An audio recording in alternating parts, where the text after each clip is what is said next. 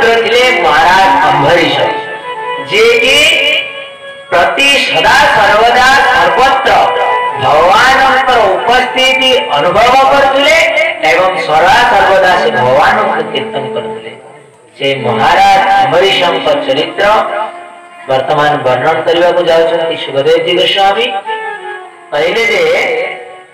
से अम्बरीश महाराज निजे एते बड़ वैष्णव थिले एवं एते ब्रह्मत्व तेजर ब्रह्म्यान होइके निजर ब्रह्मगुण एते परिप्रकाश पाउला जे भगवान बाध्य होई तांकर शरणागत भଳି निजर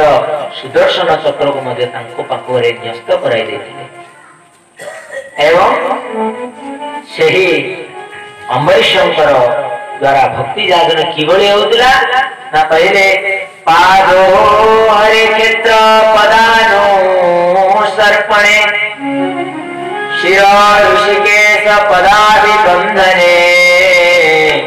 काम क्रमस्त दर्शे न तु कामया मया जदा तमश्लोको जनाश्रतारहि। पहले जे तांको द्वारा पाद दुयटी केबे हेले मध्य भगवान तीर्थरे जीवार अन्य कौन संसार भवरे आज फंक्शन अच्छी संसार सांसारिक फंक्शन केबे से पदद्वय को न्यस्त करंतनी किबा ए मस्तक को भगवान चिंता ही रखी थांती ए संसार चिंता रखी न थांती एवं हस्तद्वय को भगवान सेवा नियुक्त करी थांती जीवा को भगवान नाम गान में नियुक्त करी थांती एवरे भगवान भजन करी थांती महाराज अम्बरीश। से अम्बरीश थरे दुर्वासा मुनि राज्य रे जेतेबेले अम्बरीश महाराज राज्य शासन करुथंती सेही समय रे अम्बरीश राज्य को आसीथंती दुर्वासा मुनि। थरे दुर्वासा मुनि आसीथंती द्वादशी तिथि रे। द्वादशी तिथि प्रारंभ समय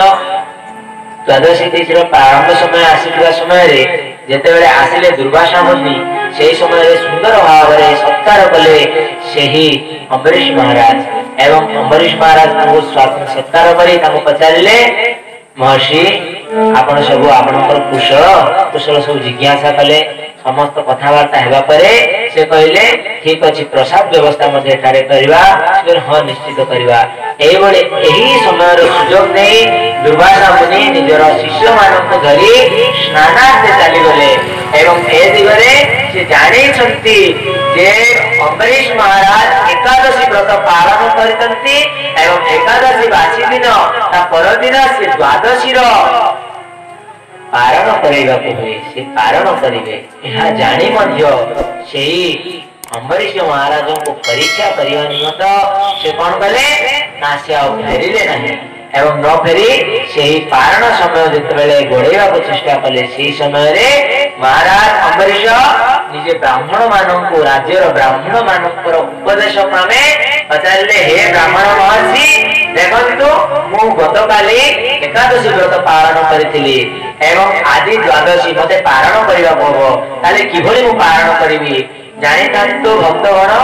एकादशी करिवार जेतिकी महात्म्य अछि ताठारो अधिक महात्म्य अछि पारण समय रे प्रसाद पारण करिबा। एकादशी करिवार जेति महात्म्य पारण समय रे ठीक समय रे पारण करिबा ताठारो अधिक महात्म्य। से पारण समय रे जे माने एकादशी रो पारण करती से भाग्यवान तेणु करी समस्त वैष्णव साधु संत माने से पारण समय को अपेक्षा करती एवं ठीक पारण समय मध्य से पारण करिथांती। ठीक सेही बरी अम्बरीश महाराज मध्य से पारण समय को अपेक्षा करी जेतेबेले बिगड़िबा गलानी सेही समय ब्राह्मणकर आदेश क्रम रे से जलपान मात्र कले। जलपान अर्थ खाली जल टिके पीले काहेकि ना जल पीवा द्वारा ए दिगरे उपवास हेबो अन्य दिगरे मध्य पारण होई एथि निमंते ब्राह्मणक आदेश रे एभली कार्य कले।